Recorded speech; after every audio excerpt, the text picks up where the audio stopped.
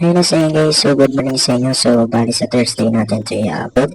And ito na nga pala yung ating bagong UI launcher na baka magustuhan nyo. So model na to ay pang Android 14. Meron yan yung mini bar or yung edge sidebar sa ibang phone sa Realme kasi tinatawag na edge sidebar.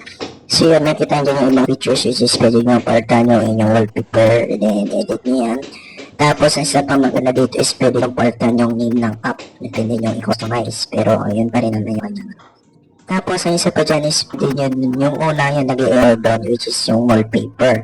So, yun yung online wallpaper na supported ng ating UI launcher. So, ito nga pala yung tinatawag natin na Android 14 UI style yata yung name ng app. Pero, kung hindi man yun yung name, pero i-paste mo na lang yung link sa ating pin comment sa YouTube. Pero, pati sa Facebook. So, natin yan. Nakikita nyo ito by Thursday.